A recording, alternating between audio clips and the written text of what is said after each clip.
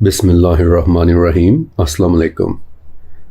میرا نام فرقان قریشی ہے اور آج آپ سیرت النبی حضرت محمد صلی اللہ علیہ وآلہ وسلم کی 9th ایپیسوڈ دیکھنے والے ہیں۔ آج کی تقریباً ساری قسط کے اندر میں آپ کو کچھ چھوٹے چھوٹے واقعات سنانے والا ہوں، ایسے واقعات کے جو بعثت کے بعد یعنی نبی علیہ السلام پر پہلی وحی اترنے کے بعد پیش آئے تھے، اور یہ وہ دن تھے کہ جب اسلام کو دنیا میں چند لوگوں کے علاوہ اور کوئی بھی نہیں جانتا تھا۔ خدیجہ رضی اللہ تعالیٰ عنہا تو نبی علیہ السلام پر ایمان لا چکی تھیں، لیکن نبی علیہ السلام کے چچا حضرت ابو طالب رضی اللہ تعالیٰ عنہ کے ایک بیٹے تھے، علی ابن ابی طالب، اور قدیم کتابوں سے پتہ چلتا ہے کہ علی ابن ابی طالب کی پرورش نبی علیہ السلام بذات خود کر رہے تھے کہ ایک دن جب علی ابن ابی طالب 8 یا 10 سال کے تھے تو ایک دن وہ نبی علیہ السلام کے گھر آئے تو دیکھتے ہیں کہ نبی علیہ السلام اور خدیجہ رضی اللہ تعالیٰ عنہ نماز پڑھ رہے ہیں۔ تو انہوں نے بڑا حیران ہو کر پوچھا کہ یہ آپ لوگ کیا کر رہے ہیں؟ اس پر رسول اللہ نے انہیں ایکسپلین کیا کہ علی، یہ اللہ کا حکم ہے، یہ سچے رب کی عبادت ہے، اور جو لوگ بتوں کی عبادت کر رہے ہیں وہ اللہ کے ساتھ شرک کر رہے ہیں۔ علی یہ سب سنتے رہے اور بولے کہ آج سے پہلے میں نے کبھی ایسی بات نہیں سنی، پہلے میں اپنے والد سے پوچھ لوں اور پھر میں آپ کو بتاؤں گا۔ تو جب وہ جانے لگے تو نبی علیہ السلام نے انہیں فرمایا کہ علی، اگر تم اس بات کو ابھی قبول نہیں بھی کر رہے تو بھی کم سے کم سب کے سامنے اس کا اظہار ابھی مت کرنا، لیکن صرف ایک دن، ابھی پورا ایک دن بھی نہیں گزرا تھا کہ علی ابن ابی طالب دوبارہ نبی علیہ السلام کے پاس آ گئے اور بولے کہ کل آپ نے مجھے کیا بتایا تھا؟ اور نبی علیہ السلام نے جواب دیا، اشہد ان لا الہ الا اللہ، اور علی ابن ابی طالب رضی اللہ تعالیٰ عنہ نے اسی وقت اپنا سر جھکا دیا کہ میں آپ کی کہی ہوئی بات پر ایمان لاتا ہوں۔ انہی دنوں کی بات ہے کہ عراق کے ایک تاجر مکہ آئے ہوئے تھے اور کعبہ کے پاس انہوں نے بالکل یہ ایک نئی سی بات ہوتے دیکھی، اور واپس جا کر پھر اپنے گھر والوں کو بتائی کہ جن کے ذریعے بہت بعد میں یہ واقعہ پھر کتابوں میں ریکارڈ ہوا۔ عفیف بتاتے ہیں کہ میرے والد نے اپنے دادا سے سنا کہ جو کہا کرتے تھے کہ میں نے نبی علیہ السلام کو دیکھا ہے۔ میں کوفہ کا ایک تاجر تھا اور ایک مرتبہ حج کے موقع پر مکہ کی طرف گیا اور وہاں اپنے دوست عباس یعنی نبی علیہ السلام کے چچا عباس رضی اللہ تعالیٰ عنہ کے ساتھ کھڑا باتیں کر رہا تھا، تو دیکھا کہ ایک صاحب آئے اور انہوں نے کعبہ کے قریب عبادت کرنا شروع کر دی۔ آف کورس عفیف کے پردادا نے نماز کا لفظ تو استعمال نہیں کیا، لیکن جو انہوں نے ڈسکرائب کیا اس سے پتہ چلتا ہے کہ ایک تو وہ نبی علیہ السلام تھے اور دوسرا اس وقت وہ وہاں نماز پڑھنے آئے تھے۔ کہتے ہیں کہ ابھی میں انہیں دیکھ ہی رہا تھا کہ ایک خاتون آئی اور وہ بھی ان کے پیچھے نماز پڑھنے لگ گئیں۔ پھر ایک نوعمر لڑکا آیا اور وہ بھی اس جوان آدمی کے پیچھے نماز پڑھنے لگ گیا۔ تو میں حیران ہو کر عباس سے پوچھا کہ عباس یہ کون ہے؟ تو عباس نے بتایا کہ یہ میرے بھتیجی ہیں محمد، اور یہ نوعمر لڑکا بھی میرے بھائی کا بیٹا ہے علی۔ تو میں نے پوچھا کہ ہاں لیکن یہ کر کیا رہے ہیں؟ تو عباس بولے کہ یہ تو مجھے نہیں پتا، لیکن محمد کا کہنا ہے کہ وہ اللہ کے بھیجے ہوئے ایک نبی ہیں۔ تو میں نے پوچھا کہ یہ خاتون یہ کون ہے؟ عباس بولے کہ یہ ان کی بیوی ہیں خدیجہ، اور محمد اور علی کی طرح خدیجہ کا بھی یہی کہنا ہے کہ زمین و آسمان اور تمام مخلوقات کو پیدا کرنے والی ذات صرف اللہ کی ہے، اس کا کوئی شریک نہیں، اور ہر انسان کو صرف اسی کی عبادت کرنی چاہیے۔ عفیف بتاتے ہیں کہ میرے پردادا اس واقعے کو یاد کر کے بہت رویا کرتے تھے اور کہا کرتے تھے کہ کاش میں نے اسی دن اسلام قبول کر لیا ہوتا کہ جس دن پہلی مرتبہ میں نے محمد کو کعبہ میں دیکھا تھا۔ شروع کے اس عرصے میں چھوٹی چھوٹی صورتیں نازل ہوتی رہیں، مثلاً سورہ تکویر وغیرہ، کہ جن کی آیات کا اختتام ایک جیسے الفاظ پر ہوتا ہے، اور یہ بڑی ہی پاورفل اور دل کو ہلا کر رکھ دینے والی صورتیں ہیں۔ ایسا نہیں ہے کہ اسلام مکمل سیکریسی میں تھا، نہیں، بلکہ قریش کو نبی علیہ السلام کی نبوت کی خبر ہو چکی تھی، اور انہیں یہ بھی پتہ چل چکا تھا کہ نبی علیہ السلام اپنے گھر والوں کے ساتھ تبلیغ کا کام کر رہے ہیں، لیکن ابھی اس سب کو قریش اگنور کر رہے تھے کیونکہ وہ سوچ رہے تھے کہ شاید یہ بس غور و فکر کرنے والے لوگوں کا ایک گروپ ہے، ایک کمیونٹی ہے کہ جو اکٹھے ہو کر وحدانیت اور الوہیت جیسے ٹاپکس کے اوپر گفتگو کرتے ہیں۔ لیکن اللہ تعالیٰ نے دین اسلام کے لیے کوئی اور ہی پلان بنا کر رکھا ہوا تھا۔ ایک رات مکہ میں ایک اور صاحب نے ایک خواب دیکھا۔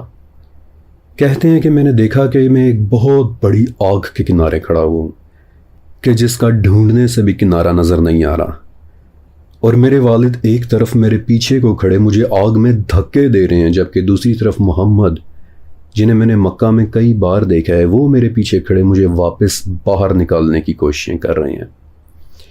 خالد ابن سعید ابن عاص رضی اللہ تعالیٰ عنہ، جنہوں نے یہ خواب دیکھا تھا، کہتے ہیں کہ فوراً سے میری آنکھ کھل گئی اور میرا پورا جسم پسینے میں شرابور ہوا تھا۔ صبح ہوتے ہی میں بھاگا بھاگا محمد کے گھر گیا اور ان سے پوچھا کہ آپ کیا پیغام دے رہے ہیں؟ تو نبی علیہ السلام نے انہیں اللہ اور اللہ کے رسول اور جنت اور جہنم کے متعلق بتایا، جس پر خالد نے انہیں پھر اپنا خواب سنایا اور اسی وقت بولے کہ آج سے پھر میں بھی آپ کے پیغام پر ایمان لاتا ہوں۔ خالد ابن سعید رضی اللہ تعالیٰ عنہ نے اسی دن نبی علیہ السلام کے ہاتھ پر اسلام قبول کر لیا، اور کہتے ہیں کہ جب میں واپس اپنے گھر گیا اور والد کو یہ ساری بات بتائی تو والد نے اپنے عصا کو اتنی زور سے میرے سر میں مارا کہ وہ عصا ہی 2 ٹکڑے ہو گیا، اور بولے کہ آج کے بعد میرے گھر میں تیرے لیے کوئی کھانا نہیں ہے۔ تو میں نے کہا کہ جس رب نے مجھے راستہ دکھایا ہے وہی رب مجھے کھانا بھی دے گا، اور یہ کہہ کر میں گھر سے باہر نکل آیا، اور پھر ساری زندگی میں نبی علیہ السلام کی خدمت میں رہا، اور خدا کی قسم کہ میرے رب نے کبھی مجھے بھوکا نہیں سونے دیا۔ ابو بکر صدیق رضی اللہ تعالیٰ عنہ کے ایمان لانے کا واقعہ میں آپ کو تھوڑا آگے چل کر اور بالکل علیحدہ سے سناؤں گا، لیکن اس طرح کے بڑھتے ہوئے واقعات اور نبی علیہ السلام کا یقین کرنے والوں کی تعداد میں اضافے نے اب قریش کو تھوڑا تھوڑا پریشان کرنا شروع کر دیا تھا۔ لہٰذا انہوں نے ایک پلان بنایا کہ جو بھی شخص باہر سے آئے اسے نبی علیہ السلام کے متعلق کہہ دو کہ سنو، فلاں نامی شخص سے بچ کر رہنا، معاذ اللہ وہ ایک جادوگر ہیں، اگر تم نے ان کی بات سن لی تو اپنے گھر والوں سے جدا ہو جاؤ گے۔ جب بھی آپ کفار کی کسی ایسی بات کو کوٹ کریں تو ایسے موقع پر فارسی کا ایک جملہ کہا جاتا ہے، نقل کفر کفر نباشد، یعنی میں صرف کوٹ کر رہا ہوں، جبکہ اس کفر کی اصل رسپانسبلٹی اس کافر کے سر کے اوپر ہے۔ اور حالانکہ اس سیریز کے اندر میں تو بہت محتاط ہو کر بہت سنبھل کر آپ کو واقعات سنا رہا ہوں، لیکن سچ کہوں تو کفار مکہ نے ایسی ایسی باتیں کہہ کر نبی علیہ السلام کو تکلیف دی تھی کہ انہیں برداشت کرنا صرف ایک نبی کا ہی حوصلہ ہو سکتا ہے۔ لیکن آپ کو یہ واقعات سنانا ضروری بھی ہے تاکہ آپ کو اندازہ ہو سکے کہ ہماری آخرت کی خاطر نبی علیہ السلام نے کیا کیا تکلیفیں برداشت کی ہیں۔ بہرحال کفار نے یہ پلان بنا لیا کہ آج کے بعد جو بھی مکہ آئے گا ہم اسے کہہ دیں گے کہ سنو، محمد نامی صاحب سے بچ کر رہنا۔ اسی طرح ایک دن عرب کی ایک ایلیٹ فیملی کے شاعر طفیل ابن عمرو رضی اللہ تعالیٰ عنہ مکہ آئے، اور مکہ والوں نے انہیں اتنا ڈرایا، اتنا سمجھایا کہ طفیل بتاتے ہیں کہ میں نے کانوں میں روئی تک ڈال لی کہ معاذ اللہ محمد کی کوئی بات کہیں غلطی سے بھی میرے کانوں میں نہ پڑ جائے۔ اور ایک دن کہ جب میں کعبہ میں عبادت کر رہا تھا تو دیکھا کہ ایک بہت خوبصورت اور نیک دکھائی دینے والی شخصیت کعبہ کے قریب کھڑی کچھ پڑھ رہی ہے۔ میں نے اپنے کانوں سے روئی کو ہلکا سا نکالا، ان کا کلام سنا، اور دل ہی دل میں سوچا کہ یہ تو بڑا ہی کوئی خوبصورت کلام ہے، اور پھر خود کو ملامت کی کہ طفیل تم اتنے بڑے شاعر ہو کر بھی ڈر رہے ہو، کم سے کم سن تو لو، اگر جواب دینا ہوا تو جواب بھی دے دینا، ورنہ دوبارہ روئی اپنے کانوں میں ڈال لینا۔ لہٰذا میں خاموشی سے ان کی باتیں سنتا چلا گیا، یہاں تک کہ میں اس کلام کا جواب دینا بھی بھول گیا۔ محمد وہاں سے چلے گئے، لیکن میں بھی ان کے پیچھے پیچھے چل پڑا، انہیں روکا، انہیں ساری بات بتائی اور کہا کہ محمد میں بھی آپ کے اس کلام پر ایمان لاتا ہوں، کیونکہ یہ کلام کسی انسان کا لکھا ہوا نہیں ہو سکتا۔ طفیل ابن عمرو اور انہی جیسے کچھ اور سگنیفیکنٹ لوگوں کو اسلام میں داخل ہوتا دیکھ کر اب قریش تھوڑے اگریسو ہونا شروع ہو گئے۔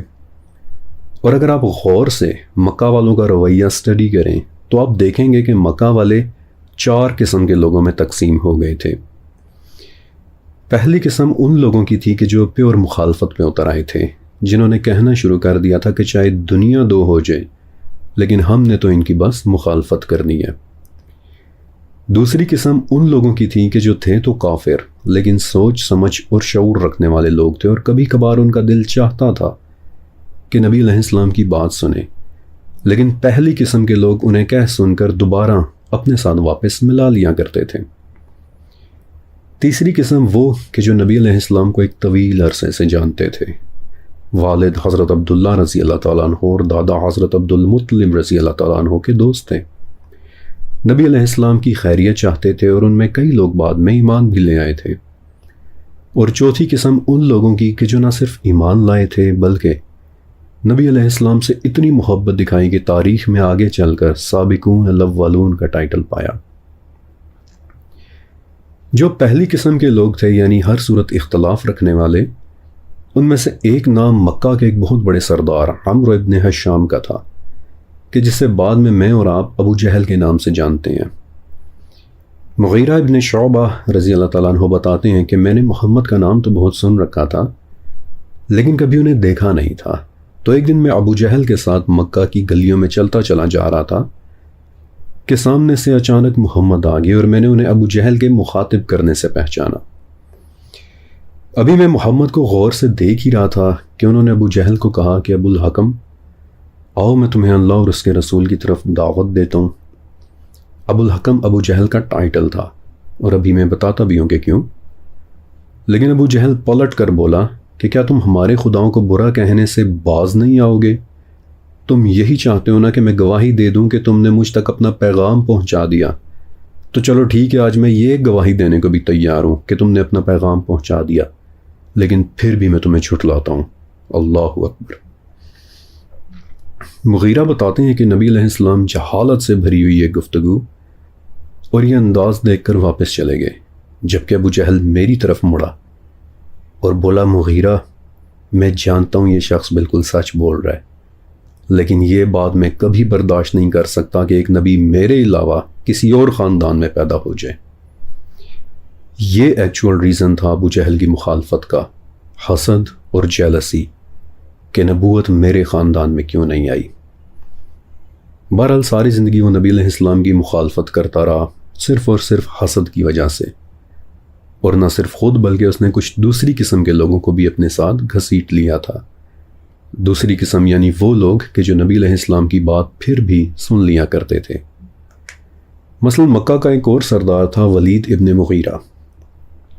ایک مرتبہ حج کا سیزن آیا تو سرداروں نے باہم ایک میٹنگ کی اور ایک دوسرے سے کہا کہ سنو، حج کا موسم آنے والا ہے، عرب و عجم کے لوگ مکہ آئیں گے، نیچرلی محمد بھی انہیں ملیں گے، اور وہ لوگ ہم سے محمد کے بارے میں بھی پوچھیں گے، تو اب آپ آپس میں ایک رائے قائم کر لو تاکہ جب وہ لوگ محمد کے بارے میں پوچھیں تو ایٹ لیسٹ ہمارا جواب بھی پھر ایک جیسا ہو جائے۔ چنانچہ ایک فیصلے پر اتفاق ہونا شروع ہوا۔ کسی نے کہا کہہ دیں گے کہ یہ ایک کاہن ہے، لعوذ باللہ۔ ولید بولا نہیں، میں نے بڑے بڑے کاہن دیکھے ہیں لیکن محمد کی باتیں کاہنوں والی نہیں ہیں۔ کسی نے کہا کہہ دیں گے کہ معاذ اللہ مجنون ہے۔ ولید بولا کہ نہیں، ان میں جنون والی بھی کوئی بات نہیں ہے۔ کسی نے کہا کہہ دیں گے کہ شاعر ہیں، تو ولید غصے میں آ گیا اور بولا کہ کیا تم لوگوں کی عقل ختم ہو گئی ہے؟ ہم عرب ہیں، شعر کی ایک ایک چیز سے واقف ہیں، ہم سے بہتر کس کو پتہ ہو سکتا ہے کہ رجز کیا ہوتا ہے اور حسج کیا ہوتا ہے؟ ہم قریضہ، مقبوضہ اور مبسوطہ شاعری کی ایک ایک شے سے واقف ہیں، اور پورا عرب یہ بات جانتا ہے کہ محمد کی باتیں شاعری نہیں ہیں۔ خدا کی قسم اس کلام میں بڑی مٹھاس ہے، جو بھی سنتا ہے ان کی طرف ہو جاتا ہے، لہٰذا بہتر یہی ہے کہ کوئی بھی پوچھے تو تم کہہ دینا کہ وہ ایک جادوگر ہے۔ تو باقی سرداروں نے پوچھا کہ کیا تم نے ان کا کلام سنا ہے؟ تو ولید کسی گہری سوچ میں چلا گیا اور بولا کہ ہاں سنا ہے۔ نہ تو وہ شعر ہے اور نہ ہی جادو، نہ وہ مذاق ہے اور نہ ہی جنون، اور پھر وہ خاموش ہو گیا، یہاں تک کہ باقی سردار ایک دوسرے کی طرف دیکھنے لگ گئے کہ لگتا ہے ولید پر بھی اثر ہونا شروع ہو گیا۔ ولید اٹھ کر وہاں سے چلا گیا، لیکن جب اس پورے واقعے کی رپورٹ ابو جہل کو دی گئی تو اس نے کہا کہ ولید کو میرے اوپر چھوڑ دو، میں اسے سمجھا لوں گا۔ ابن عباس رضی اللہ تعالیٰ عنہ بتاتے ہیں کہ ایک دن یہی ولید بن مغیرہ نبی علیہ السلام کے پاس آیا، اور جب اس نے قرآن کی آیات سنی تو ایک لمحے کے لیے لگا کہ شاید یہ نرم پڑنے والا ہے، شاید یہ اسلام قبول کر لے گا۔ لیکن جب وہ واپس گیا اور ابو جہل کو پتہ چلا کہ ولید نبی علیہ السلام سے مل کر آیا ہے، تو وہ سیدھا ولید کے گھر گیا اور بولا کہ ہم لوگ تمہیں دینے کے لیے ڈونیشنز اکٹھی کر رہے ہیں۔ ولید بڑا حیران ہوا اور پوچھا کیوں؟ ابو جہل بولا سننے میں آیا کہ تم محمد کے پاس اس لیے گئے تھے کہ تمہیں دولت چاہیے۔ ولید بولا کہ تمہیں اچھی طرح سے پتہ ہے کہ میرے پاس تم سب سے زیادہ دولت ہے۔ ابو جہل نے کہا کہ تو پھر محمد کے خلاف کچھ ایسا کہو کہ سب کو پتہ چل جائے کہ تم اس کے خلاف ہو۔ آپ نے دیکھا کہ کس طرح ابو جہل نے ولید بن مغیرہ کو مینیپولیٹ کیا۔ اسی لیے لوگ اسے ابو الحکم کہتے تھے کہ مکہ کے انٹیلیجنٹ ترین لوگوں میں اس کا شمار ہوتا تھا، انٹیلیجنٹ لیکن گمراہ۔ بہرحال ولید نے پھر تھوڑا سا ریزسٹ کیا کہ ابو الحکم تم جانتے ہو کہ جو کلام محمد پڑھتے ہیں وہ ہم سب کے کلام کی کمر توڑ دیتا ہے۔ ابو جہل بولا کہ تو پھر تیار ہو جاؤ، کیونکہ اب تمہاری قوم تمہیں بے عزت کرنے والی ہے۔ اور اس پر پھر ولید سوچ میں پڑ گیا اور بولا کہ تو پھر میں محمد کے خلاف شعر لکھتا ہوں۔ اور پھر اس نے ایک شعر پڑھا کہ جو تاریخ کی کتابوں میں لکھا ہوا مل جاتا ہے، لیکن آف کورس وہ شعر میں آپ کو نہیں بتا رہا۔ لیکن پھر اس کے بعد سورہ مدثر کی 11ویں آیت نازل ہوئی کہ چھوڑ دے مجھے اور اسے جسے میں نے اکیلا پیدا کیا ہے، یعنی ولید کو اب میں خود دیکھ لوں گا۔ اللہ اکبر۔ اس کے بعد انہی سخت گیر کفار میں سے ایک نام اور تھا، عتبہ ابن ربیعہ کا۔ اس نام کو آپ نے اپنے ذہن میں رکھنا ہے۔ عتبہ نے ابو بکر صدیق رضی اللہ تعالیٰ عنہ کے ساتھ آگے چل کر ایک بڑی ہی زیادتی کی تھی۔ آج میں آپ کو انشاءاللہ وہ واقعہ بھی سناؤں گا۔ تو ایک دن عتبہ نبی علیہ السلام سے ملنے آیا اور بحث کرنے لگا۔ بولا کہ محمد آپ بہتر ہیں یا آپ کے والد؟ آپ بہتر ہیں یا آپ کے جد امجد ہاشم؟ نبی علیہ السلام خاموش رہے۔ عتبہ بولا کہ اگر تو آپ خود کو ان سے بہتر سمجھتے ہیں تو ہمیں بتا دیں تاکہ پھر ہم آپ کی بات سنیں، ورنہ ان میں سے تو کبھی کسی نے وہ بات نہیں کی کہ جو آپ آج بتا رہے ہیں۔ آپ تو ہمیں عرب میں رسوا کرنے لگ گئے ہیں۔ لوگ یہاں تک کہنے لگ گئے ہیں کہ قریش میں کاہن اور جادوگر پیدا ہو گئے ہیں۔ خدا کی قسم یوں لگتا ہے کہ بس ایک آواز کا انتظار ہے اور ہم تلواریں نکال کر آپ کے سامنے آ جائیں گے۔ اگر آپ کو دولت چاہیے تو بتا دیں، ہم آپ کو دولت دیں گے۔ اگر آپ کو شادی کرنی ہے تو بتا دیں، ہم آپ کی شادیاں کروا دیں گے۔ اس پر نبی علیہ السلام نے پوچھا کہ تم نے جو کہنا تھا کیا وہ کہہ چکے؟ عتبہ نے غصے سے ہاں میں سر ہلا دیا اور نبی علیہ السلام نے بڑی ہی پیاری آواز میں حامیم السجدہ کی تلاوت شروع کی کہ یہ اللہ کی کتاب ہے، یہ قرآن عربی ہے، علم والوں کے لیے۔ ان میں سے اکثر نے منہ پھیر لیا، اور جس نے منہ پھیر لیا اس کے لیے عاد اور سمود جیسی کڑک ہے۔ اس کے جواب میں عتبہ نے کچھ کہنا چاہا لیکن کہہ نہیں سکا اور اٹھ کر وہاں سے چلا گیا۔ جب باقیوں نے پوچھا تو وہ بولا کہ میری بات ختم ہونے پر محمد نے مجھے ایسا جواب دیا کہ جو آج تک کبھی میرے کانوں نے نہیں سنا۔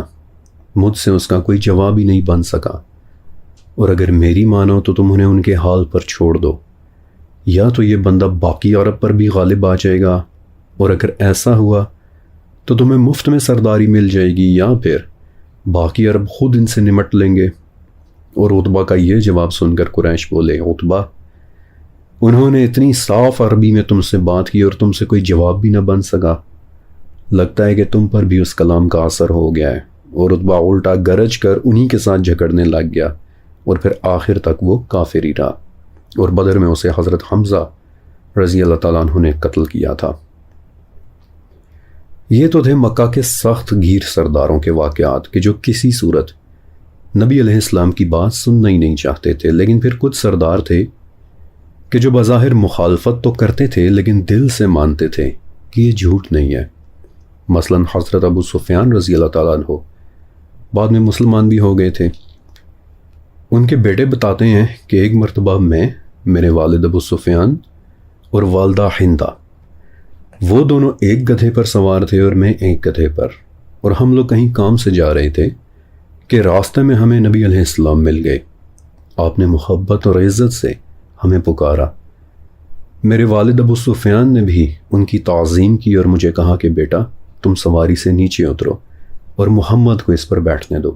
میں نیچے اتر گیا، نبی علیہ السلام اوپر بیٹھ گئے اور میں نے انہیں کہتے سنا کہ ابو سفیان، ہندا، اللہ کی قسم ایک دن تم ضرور مرو گے، پھر تمہیں زندہ کیا جائے گا، تم میں سے نیک لوگ جنت میں جائیں گے اور بدکار لوگ جہنم میں۔ اور پھر نبی علیہ السلام نے حامیم کی تلاوت کی۔ ابو سفیان خاموشی سے سنتے رہے اور جب رسول اللہ اپنی بات مکمل کر چکے اور وہاں سے چلے گئے تو ہندا بولی، نقل کفر نباشد، کہ کیا تم نے ایک جادوگر کے لیے میرے بیٹے کو سواری سے نیچے اتار دیا تھا؟ تو ابو سفیان کسی گہری سوچ میں بولے کہ ہندا، اللہ کی قسم نہ تو وہ جادوگر ہیں اور نہ ہی جھوٹے، اور تم یہ بات بہت اچھے سے جانتی ہو۔ یہاں تک میں نے آپ کو وہ واقعات سنائے کہ جو قریش کے تند خو یا پھر تھوڑے سے نرم خو سرداروں کے واقعات تھے۔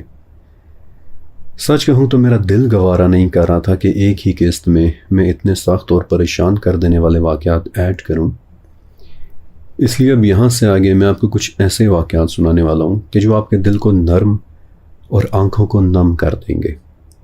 اور ہاں ایک چیز اور کہ یہ واقعات میں آپ کو کرونولوجیکل آرڈر سے نہیں سنا رہا، یعنی اگرچہ میں آپ کو ٹائم لائن کے حساب سے نہیں سنا رہا کہ کون سا واقعہ پہلے ہوا تھا اور کون سا واقعہ بعد میں، لیکن ہاں یہ تمام واقعات نبوت کے شروعاتی 3 سالوں کے اندر واقع ہوئے تھے۔ اور ان میں سے پہلا واقعہ ہے ایک صحابی رسول ابو ذر غفاری رضی اللہ تعالیٰ عنہ کے ایمان لانے کا۔ عرب کے ناردن پہاڑوں میں ایک قبیلہ رہتا تھا، غفار۔ پہاڑوں میں رہنے والے باقی لوگوں کی طرح یہ بھی ایک بہت سخت جان قبیلہ تھا، لڑائی جھگڑا اور سخت گیری۔ اور عرب کے جتنے ٹریڈ کاروانز تھے، ظاہر ہے وہ چونکہ انہی پہاڑوں سے ہو کر گزرتے تھے تو وہ لوگ غفاریوں سے بہت ڈرا کرتے تھے۔ لیکن بنو غفار میں ایک شخص رہتے تھے کہ جو اپنی باقی قوم سے تھوڑا ہٹ کر سوچتے تھے، آسمان و زمین میں غور و فکر کیا کرتے تھے، اور بتاتے ہیں کہ مسلمان ہونے سے پہلے بھی میں اکثر عبادت کیا کرتا تھا۔ تو لوگ پوچھتے کہ آپ منہ کس طرف کرتے تھے؟ تو کہتے کہ جدھر میرا رب میرا منہ کر دیتا۔ اور ان صاحب کا نام تھا حضرت ابو ذر غفاری رضی اللہ تعالیٰ عنہ۔ کہتے ہیں کہ ایک دن خبر ملی کہ مکہ میں ایک شخص آئے ہیں کہ جو خود کو اللہ کا رسول کہتے ہیں۔ میں نے اپنے بھائی انیس کو کہا کہ ذرا مکہ جاؤ اور ان کے بارے میں سن گن لے کر آؤ۔ تو انیس وہاں گئے اور واپس آ کر مجھے بتایا کہ ان کا نام محمد ہے، اور مجھے تو ان کی باتیں بڑی نیک لگیں۔ میں نے پوچھا کہ مکہ کے باقی لوگ ان کے بارے میں کیا کہتے ہیں؟ تو انیس نے بتایا کہ وہ تو انہیں ایک جادوگر کہتے ہیں، لیکن بخدا ابو ذر میں نے محمد کی باتیں سنی ہیں، اور نہ تو وہ جادوگری ہے اور نہ ہی وہ کہانت۔ تو میں ایک مخمصے میں پڑ گیا، ایک ڈائلما میں پڑ گیا، کنفیوزڈ ہو گیا کہ اگر وہ اتنی ہی اچھی باتیں کرتے ہیں تو پھر لوگ انہیں ریجیکٹ کیوں کر رہے ہیں۔ لہٰذا میں نے فیصلہ کیا کہ خود مکہ جاؤں اور دیکھ کر آؤں کہ آخر ماجرا کیا ہے۔ چنانچہ میں نے اپنا سامان لیا اور مکہ پہنچ گیا۔ اب چونکہ محمد کو تو میں نے دیکھا ہوا نہیں تھا، لہٰذا ڈھونڈ کر میں نے ایک کمزور سا آدمی دیکھا اور اس سے پوچھا کہ جنہیں تم صابی کہتے ہو، یعنی کفار مکہ کے حساب سے بے دین لوگ، وہ لوگ کہاں ملیں گے؟ لیکن میرا اتنا کہنا تھا کہ لوگوں کا ایک ہجوم مجھ پر ٹوٹ پڑا۔ انہوں نے مجھے اتنا مارا کہ میں بے ہوش ہو گیا، اور جب میری آنکھ کھلی تو خون سے میں اس طرح سرخ ہوا تھا کہ جیسے کوئی یاقوت ہوتا ہے۔ میں زمزم کے چشمے پر گیا، خود کو دھویا، صاف کیا، زمزم کا پانی پیا اور وہیں آنکھیں بند کر کے بیٹھ گیا۔ اس کے بعد میں زمزم کے قریب ہی رہنے لگا، اسے ہی پیتا رہا، لیکن حیرت انگیز طور پر میرا پیٹ بھی اسی پانی سے بھر جاتا، یہاں تک کہ میرے پیٹ میں بال پڑنا شروع ہو گئے۔ لیکن ایک دن مجھے ایک صاحب نے نوٹس کیا اور مجھ سے پوچھا کہ کیا آپ یہاں مسافر ہیں؟ میں نے کہا جی۔ انہوں نے پوچھا کہ کیا میں آپ کو کھانا کھلا سکتا ہوں؟ میں نے کہا جی۔ اس کے بعد نہ انہوں نے مجھ سے کوئی بات پوچھی اور نہ میں نے انہیں کوئی بات بتائی، اور کھانا کھا کر میں حرم واپس آ گیا۔ اگلے دن پھر انہوں نے مجھے دیکھا اور پوچھا کہ ابھی تک آپ اپنی منزل روانہ نہیں ہوئے؟ تو میری آنکھوں میں آنسو آ گئے، لیکن میں نے ان آنسوؤں کو چھپا لیا، اور انہوں نے پھر مجھے کھانے کا کہا میں نے کھانا کھایا، لیکن اس سے زیادہ نہ انہوں نے کچھ پوچھا اور نہ میں نے کچھ بتایا، حتیٰ کہ تیسرے دن پھر یہی واقعہ پیش آیا اور اس مرتبہ انہوں نے مجھ سے پوچھا کہ کیا آپ مجھے بتانا چاہیں گے کہ آپ یہاں کیوں آئے ہیں؟ میں نے کہا کہ اگر آپ میرے راز کو راز رکھیں تو میں آپ کو بتا دیتا ہوں، اور پھر ایک وعدہ لینے کے بعد میں نے انہیں مکہ آنے کا اپنا ریزن بتا دیا کہ میں دراصل محمد سے ملنے آیا تھا۔ انہوں نے کہا کہ آپ فکر نہ کریں، میں آپ کو محمد سے ملوا دوں گا، اور تاریخ کی کچھ روایات میں ان صاحب کا نام حضرت علی رضی اللہ تعالیٰ عنہ ملتا ہے اور کچھ روایات میں ابو بکر صدیق رضی اللہ تعالیٰ عنہ، لیکن جو بھی وہ تھے، یہ واقعہ بتاتے ہوئے میرے دل میں ان دونوں کے لیے بہت زیادہ محبت محسوس ہوتی ہے۔ بہرحال وہ صحابی مجھے رسول اللہ صلی اللہ علیہ وآلہ وسلم کے پاس لے گئے۔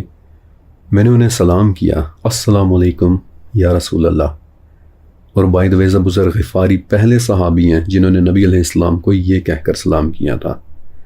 آپ علیہ السلام بہت خوش ہوئے اور مجھ سے پوچھا کہ آپ کون ہیں؟ میں نے بتایا کہ میں غفار قبیلے سے آیا ہوں۔ پوچھا یہاں کب سے ہیں؟ میں نے بتایا کہ 1 مہینہ ہو گیا۔ پوچھا کہ کھانا کہاں سے کھا رہے ہیں؟ بتایا کہ زمزم کے علاوہ اور کچھ بھی کھانے کو نہیں ملا۔ تو آپ نے فرمایا کہ زمزم بہترین کھانا اور ہر بیماری کی دوا ہے۔ پھر میں نے نبی علیہ السلام کے ہاتھ پر اسلام قبول کیا اور میں اتنا خوش ہوا کہ باہر آ کر تمام لوگوں میں کہنے لگا کہ میں مسلمان ہو گیا، میں مسلمان ہو گیا، اور میں بھول گیا کہ یہ لوگ مسلمانوں کے دشمن ہیں۔ چنانچہ ایک مرتبہ پھر سے وہ مجھے مارنے لگے، یہاں تک کہ نبی علیہ السلام کے چچا عباس نے مجھے پہچان لیا۔ انہوں نے آ کر مجھے چھڑوایا اور مکہ والوں سے بولے کہ کیا تمہاری عقل خراب ہو گئی ہے؟ یہ غفار قبیلے کا آدمی ہے، اگر اسے کچھ ہو گیا تو اس کے لوگوں نے تمہارے ایک بھی قافلے کو زندہ نہیں چھوڑنا۔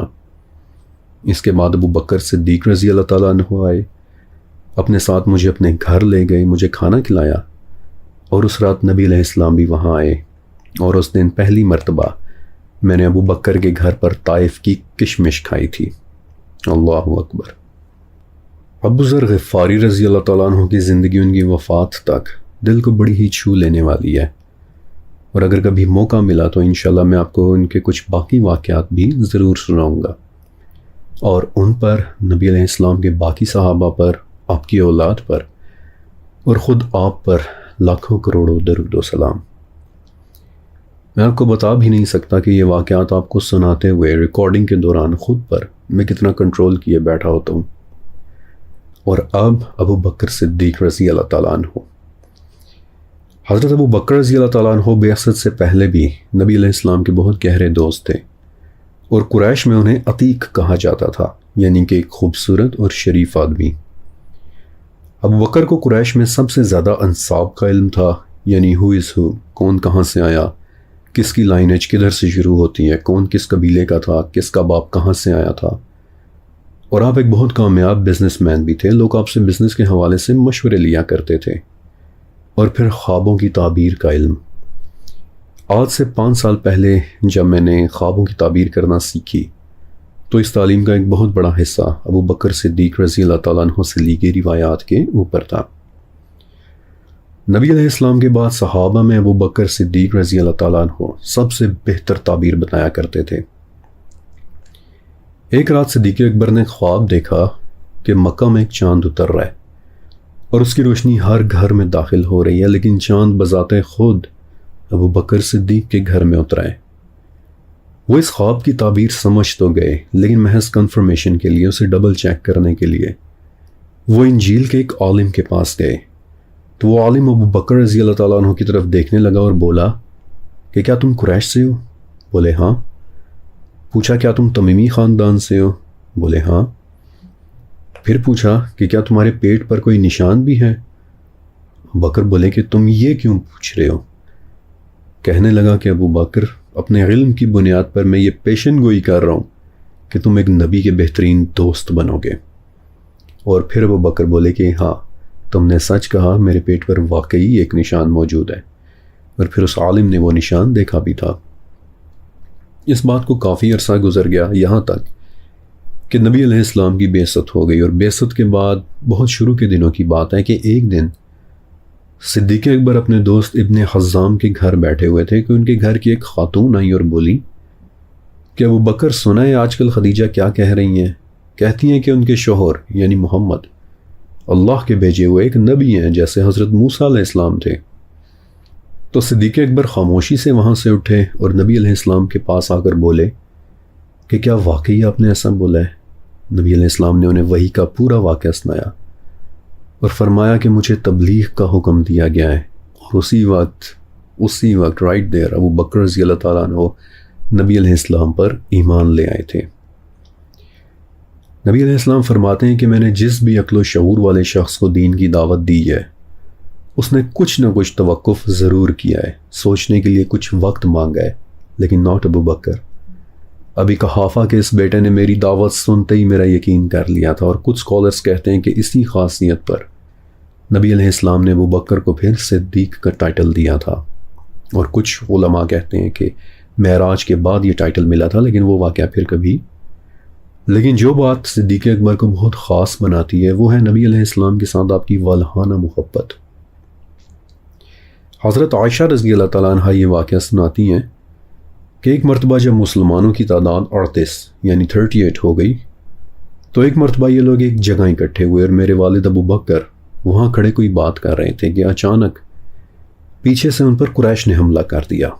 عقبہ ابن معیط نامی ایک آدمی آگے آیا اور اس ظالم نے نبی علیہ السلام کے گلے میں اپنا کپڑا ڈال کر پوری طاقت سے پیچھے کھینچا، تو یہ دیکھ کر ابو بکر آگے بڑھے اور زور سے اس ظالم کو دھکا دے کر پیچھے کیا۔ اور عبداللہ ابن عمرو ابن عاص بتاتے ہیں کہ میں ابو بکر کو دیکھ رہا تھا، وہ اونچی آواز سے رو رہے تھے اور قرآن کی آیت پڑھی جا رہے تھے کہ کیا تم ایک شخص کو صرف اس بات پر قتل کرتے ہو کہ وہ کہتا ہے کہ میرا رب اللہ ہے؟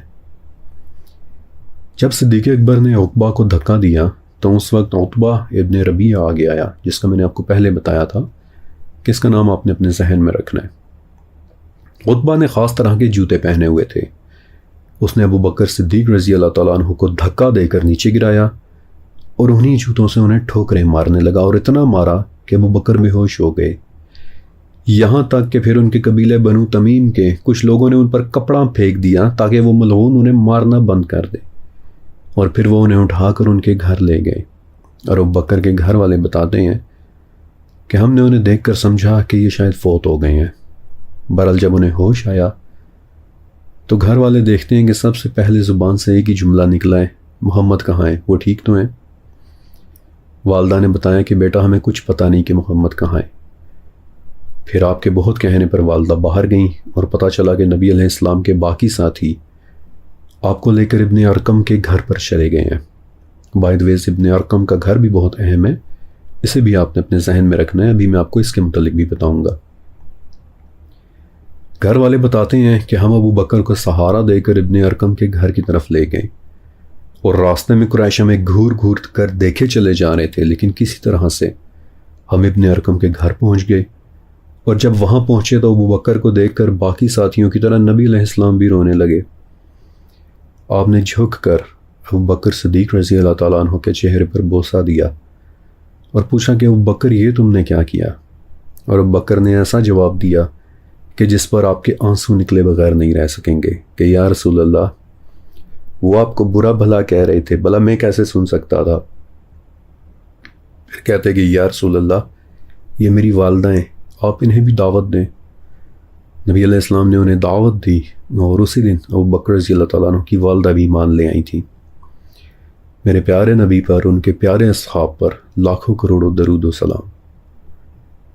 صدیق اکبر بالکل شروع کے ایمان لانے والوں میں سے ہیں، اور عمار ابن یاسر رضی اللہ تعالیٰ عنہ بتاتے ہیں کہ میں نے بالکل شروع میں نبی علیہ السلام کے ساتھ 5 لوگوں کو نماز پڑھتے دیکھا ہے، جن میں 2 عورتیں تھیں اور ایک ابو بکر بھی تھے۔ جس دن یہ واقعہ ہوا اس دن پھر ایک ایسے شخص بھی ایمان لے آئے جن کے بعد کفار مکہ کو حقیقتاً پریشانی ہونا شروع ہو گئی۔ اور یہاں سے آگے اب آپ نے بہت غور سے سننا ہے، کیونکہ اب میں آپ کو 2 ایسے لوگوں کے متعلق بتانے والا ہوں کہ جن میں سے ایک کے مسلمان ہونے پر پورے مکہ میں اللہ اکبر کا نعرہ گونجا تھا، اور ان 2 میں سے پہلا نام ہے نبی علیہ السلام کے چچا حضرت حمزہ رضی اللہ تعالیٰ عنہ کا۔ حمزہ نبی علیہ السلام کے چچا بھی تھے، لیکن آپ سے صرف 2 سال بڑے تھے۔ شیر کا شکار کرنے صحرا میں جایا کرتے تھے، یعنی عریبین لیپرڈ کا شکار۔ تو ایک دن کے جب مکہ میں یہ واقعہ ہو رہا تھا، حمزہ شکار سے واپس آئے، لیکن واپسی پر کسی نے بتایا کہ حمزہ، کاش تم تھوڑی دیر پہلے واپس آ جاتے تو دیکھتے کہ ابو جہل نے تمہارے بھتیجے کو کتنا برا بھلا کہا ہے۔ ظاہر ہے ایک تو چچا تھے اور دوسرا نبی علیہ السلام سے پیار بھی بہت تھا، تو فوراً ابو جہل کے پاس گئے اور اس کے سر پر اتنی زور سے کمان ماری کہ وہ نیچے زمین پر گر گیا۔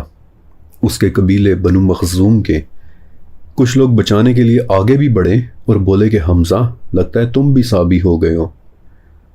تو آگے حضرت حمزہ رضی اللہ تعالیٰ عنہ کا جواب سنیں کہ اگر ہو گیا ہوں تو کیا تم مجھے روک لو گے؟ اور اگر کسی نے روکنے کی کوشش کی تو اس کا حال بھی اس گرے ہوئے آدمی جیسا ہوگا۔ یہ سن کر بنو مخزوم بھی چپ ہو گئے اور یہ مجمع وہاں سے چھٹ گیا۔ اب حضرت حمزہ گھر تو آ گئے، لیکن دل میں طرح طرح کے وسوسے آنے لگے کہ کہیں میں کچھ غلط کر کے تو نہیں آ گیا، اپنے باپ داداؤں کے صدیوں پرانے عقائد کو چھوڑ کر کہیں میں نے کوئی گناہ تو نہیں کر لیا۔ لہٰذا اگلے دن پھر سے نبی علیہ السلام کے پاس گئے اور بولے کہ محمد، جو کچھ آپ اپنے دین کے متعلق بتاتے ہیں اسے میں خود اپنے کانوں سے سننا چاہتا ہوں۔ اور یہ وہ دن تھا کہ جس دن حضرت حمزہ رضی اللہ تعالیٰ عنہ بھی مسلمان ہو گئے۔ لیکن جس شخص کے ایمان لانے پر پورے مکہ میں اللہ اکبر کا نعرہ گونجا تھا، وہ شخص تھے حضرت عمر رضی اللہ تعالیٰ عنہ۔ سیدنا حمزہ کے اچانک ایمان لانے کے برعکس سیدنا عمر کا ایمان لانے کا واقعہ بتدریج ہوا تھا، آہستہ آہستہ۔ لیکن اس سے پہلے میں آپ کو ابن ارقم کے گھر کے متعلق ضرور بتا دینا چاہتا ہوں، جس کا بھی میں نے آپ کے ساتھ ذکر بھی کیا تھا۔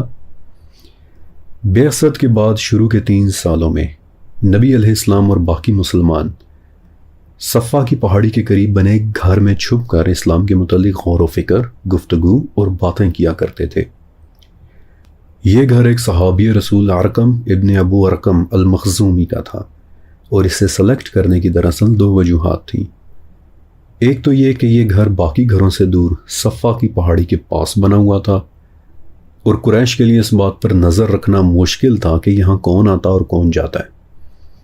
اور دوسرا یہ کہ اس گھر کے مالک ابن ابو ارقم کی عمر بہت کم تھی، صرف 16 سال، جس کی وجہ سے کفار کا یہ شک کرنا بھی بہت مشکل تھا کہ مسلمان ان کے گھر میں بھی جمع ہو سکتے ہیں۔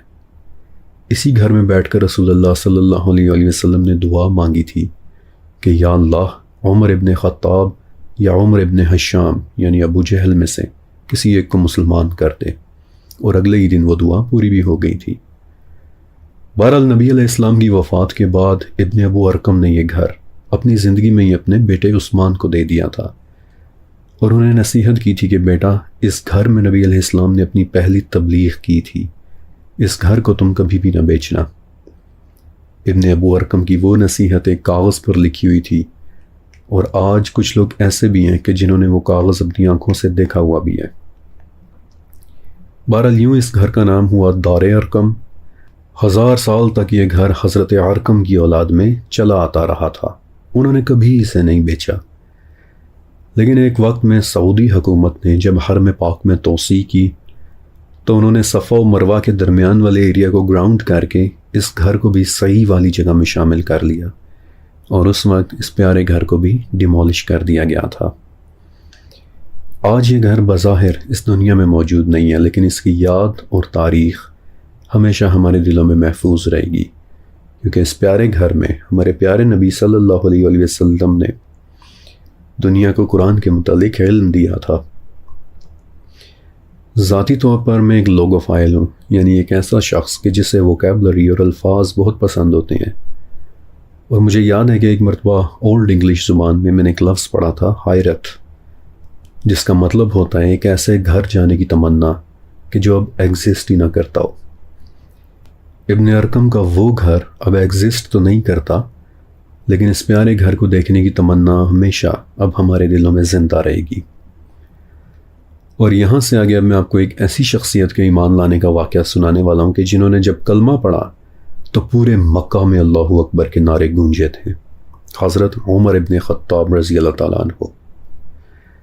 سیدنا عمر کے دل میں اسلام کی عظمت ایکچولی کافی پہلے سے بیٹھنا شروع ہو گئی تھی، اور وہ خود یہ واقعہ بتاتے ہوئے کہتے ہیں کہ ایک دن یعنی مسلمان ہونے سے پہلے میں محمد کو تنگ کرنے کے ارادے سے گھر سے باہر نکلا، تو پتہ چلا کہ محمد کعبہ میں موجود ہیں۔ میں بھی وہاں چلا گیا اور جا کر ان کے پیچھے کھڑا ہو گیا، لیکن جب غور سے سنا تو اس وقت وہ سورہ حاقہ کی تلاوت کر رہے تھے، اور میں نے دل میں سوچا کہ یہ تو کوئی بڑا ہی خوبصورت کلام ہے، قریش صحیح کہتے ہیں کہ یہ تو کوئی بڑی زبردست شاعری ہے۔ اور اسی وقت نبی علیہ السلام نے الحاقہ کی 41 نمبر آیت تلاوت کی کہ یہ کسی شاعر کا کلام نہیں ہے۔ عمر کہتے ہیں کہ میں ڈر گیا کہ یہ بندہ تو میرے دل کا حال بھی جان گیا ہے، یقیناً یہ کوئی بہت بڑا کاہن ہوگا۔ اور اسی وقت نبی علیہ السلام نے 42 نمبر آیت پڑھی کہ نہ ہی یہ کسی کاہن کا کلام ہے۔ بہت ہی کم لوگ ہیں کہ جو غور کرتے ہیں، یہ کلام تو رب العالمین کا کلام ہے۔ عمر ابن خطاب کہتے ہیں کہ میرے اوپر ایسا خوف طاری ہوا کہ میں وہاں سے بھاگ کھڑا ہوا، لیکن اسی دن اسلام کی سچائی میرے دل کے اندر جڑ پکڑ گئی تھی۔ اس کے بعد کچھ عرصہ گزر گیا، یہاں تک کہ ایک دن میں چلتا چلا جا رہا تھا کہ کسی نے مجھے بتایا کہ عمر، سنا ہے تمہاری بہن بھی مسلمان ہو گئی ہیں۔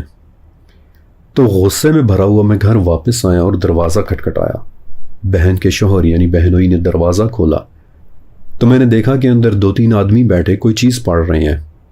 اس سے پہلے کہ میں دیکھتا کہ وہ کیا چیز ہے، اچانک میری بہن میرے سامنے آ گئی اور میرے ہاتھ میں جو چھڑی تھی میں نے اسے وہی دے ماری تو اس بیچاری کے سر سے خون بہنے لگا۔ وہ رونے لگی اور کہنے لگی کہ عمر، تم جو چاہے کر لو، لیکن اب میں اپنے مشرکانہ دین کو ہمیشہ ہمیشہ کے لیے چھوڑ چکی ہوں۔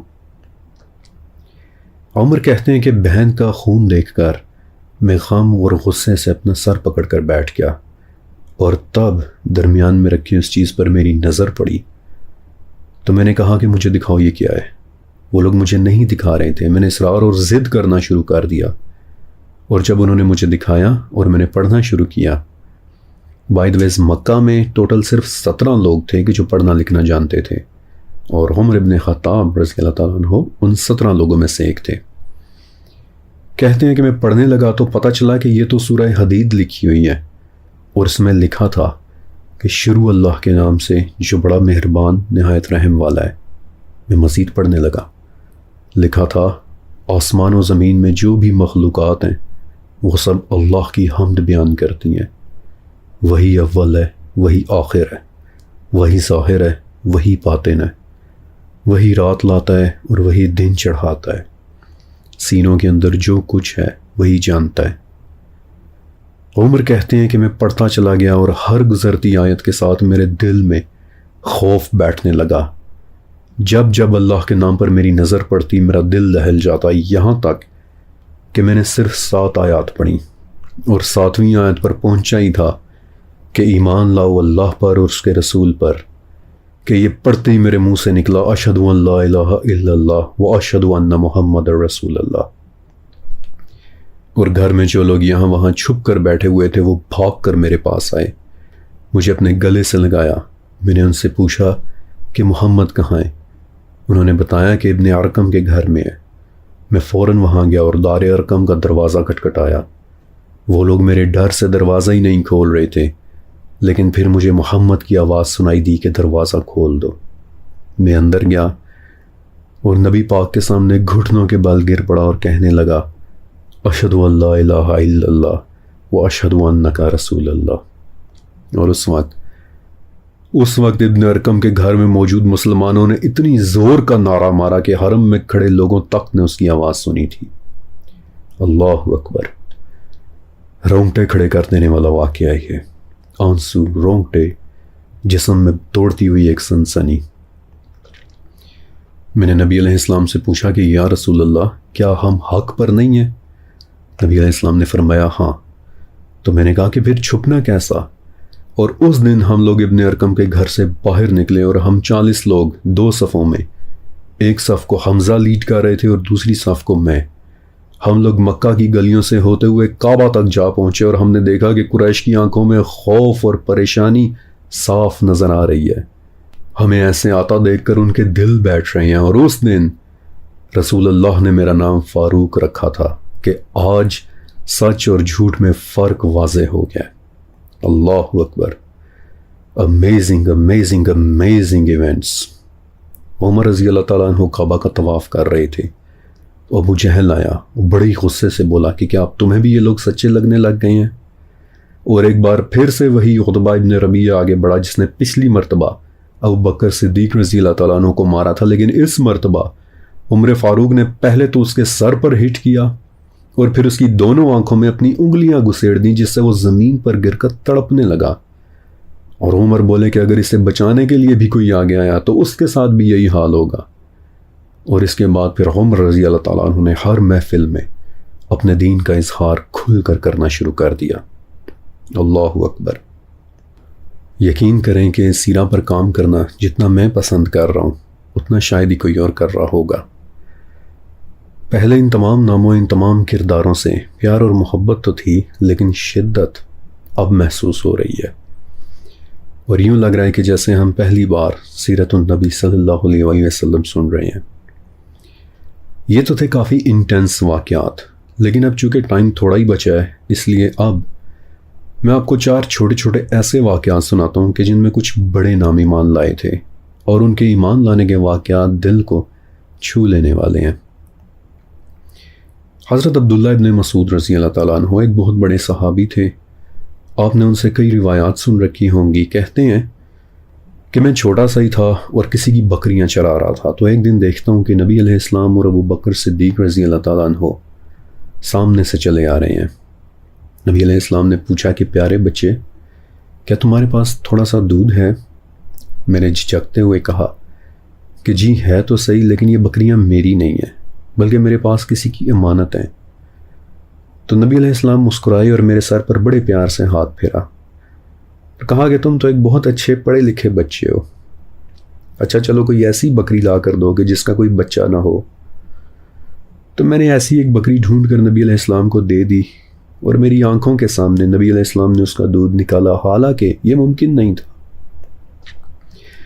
پھر آپ علیہ السلام نے خود بھی وہ دودھ پیا، وہ بکر کو بھی وہ دودھ دیا، اور پھر مجھے بھی۔ تو میں نے نبی علیہ السلام سے پوچھا کہ کیا آپ مجھے بھی تعلیم دیں گے؟ اور پھر میں نے نبی علیہ السلام سے 70 صورتیں سیکھیں۔ عبداللہ ابن مسعود نبی علیہ السلام کے بڑے ہی پیارے صحابی تھے۔ یہ آپ کے جوتوں سے بڑی محبت کیا کرتے تھے۔ جب بھی آپ علیہ السلام کہیں جانے لگتے تو عبداللہ فوراً سے اٹھ کر نبی علیہ السلام کے جوتے سیدھے کرتے تھے۔ نبی علیہ السلام کہیں جاتے تو عبداللہ ہی آپ کو وقت پر جگایا کرتے تھے، بلکہ اکثر صحابی کہتے تھے کہ یا رسول اللہ صلی اللہ علیہ وآلہ وسلم، ہمیں تو عبداللہ بھی آپ کے گھر کا ہی ایک بندہ لگتے ہیں۔ پھر زماد ابن ثعلبہ رضی اللہ تعالیٰ عنہ، یہ بہت شروع کے ایمان لانے والے معمر لوگوں میں سے تھے، اور بتاتے ہیں کہ ایک مرتبہ کعبہ کا طواف کرنے کے لیے میں مکہ گیا تو دیکھا کہ ابو جہل، عتبہ ابن ربیعہ اور امیہ ابن خلف یہ تینوں بیٹھے محمد کے خلاف باتیں کر رہے ہیں۔ تو یہ سن کر مجھے بالکل اچھا نہیں لگا، کیونکہ محمد کے دادا عبد المطلب میرے بہت اچھے دوست تھے۔ تو میں نے دل میں سوچا کہ کہیں معاذ اللہ محمد بیمار تو نہیں ہو گئے، اگر مجھ سے ہو سکا تو میں ان کا علاج ضرور کروں گا۔ کہتے ہیں محمد کو ڈھونڈنے کے لیے میں ان کے گھر کی طرف گیا، لیکن وہ مجھے کہیں نہیں ملے۔ تاہم اگلے ہی دن اتفاق سے میں نے دیکھا کہ آپ علیہ السلام مقام ابراہیم کے پاس کھڑے نماز پڑھ رہے ہیں۔ جب آپ فارغ ہوئے تو میں آپ کے پاس بیٹھا اور بولا، اے عبد المطلب کے بیٹے، آپ کے دادا میرے بہت اچھے دوست تھے۔ میں نے عمر، عتبہ اور امیہ کی باتیں سنی اور مجھے لگا کہ آپ شاید کچھ بیمار ہو گئے ہیں۔ تو یہ کوئی بڑی بیماری نہیں ہے، میں نے تو اس سے زیادہ بیمار لوگوں کا علاج کیا ہے۔ تو نبی علیہ السلام نے جواب دیا کہ چچا، تمام تعریفیں اللہ کے لیے ہیں، میں تو صرف اس کی حمد کرتا ہوں، اسی سے مدد مانگتا ہوں، اسی پر توکل کرتا ہوں۔ تو زماد بتاتے ہیں کہ محمد بول رہے تھے اور میں سنے چلا جا رہا تھا، اور خدا کی قسم اتنا خوبصورت اور میٹھا کلام میں نے کبھی کسی سے نہیں سنا تھا۔ میں نے محمد سے کہا، یہ آپ کیا کہہ رہے ہیں، ذرا دوبارہ کہیں۔ نبی علیہ السلام نے دوبارہ مجھ سے اتنی خوبصورت، صاف اور واضح عربی میں یہ باتیں کہیں کہ اچانک میرے منہ سے نکل گیا کہ اگر میں آپ کی بات مان لوں تو مجھے کیا ملے گا؟ تو نبی علیہ السلام نے فرمایا، اللہ کی خوبصورت جنتیں۔ اور آپ کا اتنا کہنا تھا کہ میرے منہ سے نکلا، اشہد ان لا الہ الا اللہ و اشہد انک رسول اللہ۔ میں پھوٹ پھوٹ کر رونے لگا، اور اس بوڑھی عمر میں نبی علیہ السلام سے چھوٹی چھوٹی صورتیں یاد کر کے روتا روتا اپنے گھر واپس چلا گیا۔ پھر حضر موت یعنی آج کے یمن اور سعودی بارڈر کے قریب رہنے والے کچھ لوگ ایک دن نبی علیہ السلام سے ملنے کے لیے آئے اور اپنے ساتھ تحفے کے طور پر وہ مکڑی کے جالے سے بنائے خیمہ بھی لے کر آئے، تو نبی علیہ السلام نے اسے لینے سے انکار کر دیا۔ اور ایکچولی وہ لوگ بہت سوچ سمجھ کر یہ گفٹ لائے تھے، کیونکہ اسپیسیفکلی اس مٹیریل سے بنے خیمے کے اندر کاہن لوگ رہا کرتے تھے۔ تو انہوں نے دل میں سوچا تھا کہ اگر نبی علیہ السلام نے یہ تحفہ ایکسیپٹ کر لیا تو ہم جان لیں گے کہ معاذ اللہ وہ ایک کاہن ہے، نقل کفر نباشد۔ لہٰذا ہم نے ان کی بات سننے کا ارادہ کر لیا اور آپ نے ہمیں دعوت دی، ہمیں قرآن کے متعلق بتایا۔ تو ہم نے کہا کہ اچھا، تو پھر ہمیں بھی قرآن کا کچھ حصہ پڑھ کر سنائیے۔ اس پر نبی علیہ السلام نے سورہ صافات کی تلاوت شروع کی۔ قسم ہے صف باندھنے والوں کی اور پوری طرح ڈانٹنے والوں کی اور ذکر اللہ کی تلاوت کرنے والوں کی، تم سب کا معبود ایک ہے، آسمان و زمین اور ان کے درمیان کی تمام چیزوں کا اور ہر مشرق کا رب وہی ہے۔ یہاں تک نبی علیہ السلام نے پڑھا اور پھر آپ خاموش ہو گئے، اور ہم نے دیکھا کہ آپ کی آنکھوں سے آنسو نکلے چلے جا رہے ہیں، تو ہم بڑے حیران ہوئے اور پوچھا کہ آپ رو رہے ہیں؟ کیا آپ اس رب کے ڈر سے رو رہے ہیں کہ جس کا یہ کلام ہے؟ تو آپ علیہ السلام نے سورہ اسراء کی آیت تلاوت کی کہ اگر ہم چاہیں تو جو کچھ ہم نے آپ کی طرف وحی کیا ہے اسے واپس لے لیں۔ اور یہ تلاوت کرنے کے بعد پھر نبی علیہ السلام کی آنکھوں سے آنسو گرنے لگے، اور یہ واقعہ دیکھ کر ہمارے دل ایسے ہو گئے کہ ہم میں سے کئی لوگوں نے اسی وقت وہیں بیٹھے بیٹھے کلمہ پڑھ لیا تھا۔ پھر ایک صحابی تھے عمران ابن حسین رضی اللہ تعالیٰ عنہ، انہوں نے اللہ کے نبی سے آسمان اور زمین کی تخلیق کے متعلق ایک بہت خوبصورت حدیث بھی روایت کی ہے۔ میں نے آپ کو پہلے سیزن کی بالکل پہلی قسط میں سنائی بھی تھی۔ تو ایک دن ان کے والد حضرت حسین رضی اللہ تعالیٰ عنہ ابھی مسلمان نہیں ہوئے تھے، وہ اپنے بیٹے کی تلاش میں نبی پاک کی محفل میں آئے۔ آپ علیہ السلام نے انہیں دیکھا اور لوگوں سے کہا کہ حسین ایک بزرگ ہیں، ان کے بیٹھنے کے لیے جگہ بناؤ۔ حسین بیٹھ گئے اور بڑے پیار سے رسول اللہ صلی اللہ علیہ وآلہ وسلم سے پوچھا کہ محمد یہ سب کیا ہے؟ میں آپ کے والد اور آپ کے دادا کو بھی جانتا تھا، انہوں نے کبھی ایسا کچھ نہیں کہا کہ جیسا آپ کہہ رہے ہیں، آپ تو ہمارے خداؤں کو برا بھلا کہتے ہیں۔ نبی علیہ السلام نے پوچھا چچا آپ کتنے خداؤں کی عبادت کرتے ہیں؟ حسین کچھ سوچ کر بولے 7 کی، 6 زمین پر اور 1 آسمان میں۔ نبی علیہ السلام نے پوچھا اچھا، تو پھر جب آپ کو کوئی تکلیف آتی ہے تو دعا کس سے کرتے ہیں؟ حسین بولے آسمان والے سے۔ تو نبی علیہ السلام نے فرمایا کہ کتنی عجیب بات ہے کہ تکلیف تو آسمان والا دور کرے اور آپ اس کے ساتھ زمین میں 6 کو شریک بنا دیں۔ حسین کہتے ہیں کہ اچانک مجھے احساس ہوا کہ آج تک کبھی کسی ہستی نے مجھ سے اس طرح کی باتیں نہیں کی، اور مجھے یہ بھی اندازہ ہوا کہ میرے پاس دینے کے لیے کوئی جواب بھی نہیں ہے۔ تو میں بولا کہ محمد میں ایک بزرگ اور معمر انسان ہوں، میری ایک قوم ہے، ایک خاندان ہے، انہیں بھلا میں کیا جواب دوں گا؟ تو آپ علیہ السلام نے فرمایا کہ چچا آپ یہ دعا پڑھیں کہ اے اللہ میرے معاملے میں زیادہ ہدایت والے راستے پر میری رہنمائی کر دے۔ اور حسین بتاتے ہیں کہ اپنی جگہ سے اٹھنے سے پہلے ہی میں مسلمان ہو چکا تھا۔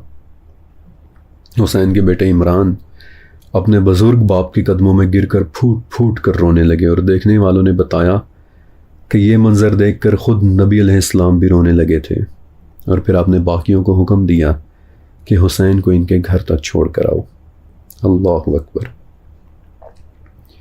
اب ایک آخری واقعہ ہے کہ جو ہے تو چھوٹا سا، اور شاید آپ کو یہ واقعہ کوئی بہت اہم نہ لگے، لیکن اس کے متعلق کچھ ایسا ہے کہ جو آپ کے دل کو چھو جائے گا۔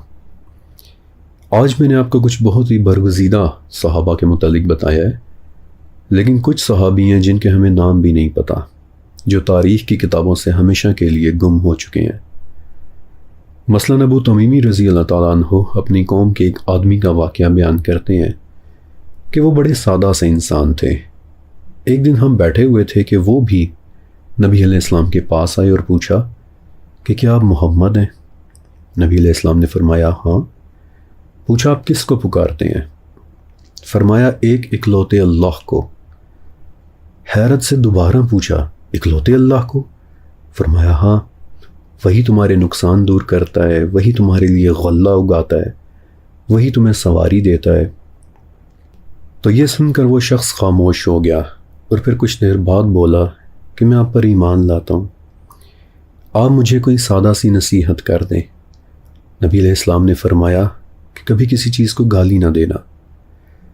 ابو تمیمی بتاتے ہیں کہ اس کے بعد مرتے دم تک ہم نے اس شخص کو کبھی اونٹ یا بکری تک کو بھی برا بھلا کہتے نہیں سنا، حتیٰ کہ نبی علیہ السلام کے ساتھ اسی وفاداری کے ساتھ ان کی وفات ہو گئی۔ اس واقعے میں موجود صحابی کا نام تاریخ کی کتابوں سے ہمیشہ کے لیے گم ہو چکا ہے، ہمیں نہیں پتا کہ وہ کون تھے، لیکن پتہ نہیں کیوں اس واقعے کی ایک جھلک مجھے اپنے آپ میں بھی نظر آتی ہے۔ مجھ سے پہلے کتنے ہی لوگ گزرے کہ جنہوں نے سیرہ پر کام کیا ہے، اور میرے بعد بھی کتنے ہی لوگ آئیں گے کہ جو ہو سکتا ہے مجھ سے زیادہ اور بہتر کام کر جائیں، اور اس سب کے دوران میرا نام بھی تاریخ سے شاید ہمیشہ کے لیے گم ہو جائے گا۔ لیکن نبی علیہ السلام کے لیے نکلے آنسوؤں کی میرے ساتھ وفاداری، دعا ہے کہ آخری دن تک وہ میرے ساتھ رہے گی۔ اس سیریز کو واقعی میں نے بہت دل کے ساتھ تیار کیا ہے، اور اس خوبصورت واقعے کے ساتھ آج کی ایک قسط مکمل ہوتی ہے۔ اور اب آپ دو کام ضرور کر دیجئے گا کہ ایک تو اس ویڈیو کے نیچے لائک کے بٹن کو ضرور دبا دیجئے گا تاکہ باقی سب کے پاس بھی یہ ویڈیو پہنچ جائے، اور دوسرا یہ کہ کمنٹ سیکشن میں لکھے میرے پنڈ کمنٹ، ٹاپ کمنٹ کو ایک مرتبہ ضرور پڑھ لیجئے گا، کیونکہ اس سیریز کو اسی طرح خوبصورتی کے ساتھ جاری رکھنے کے لیے اس کمنٹ میں آپ سب کے لیے ایک بہت ضروری پیغام ہے۔ شکریہ اور اللہ حافظ۔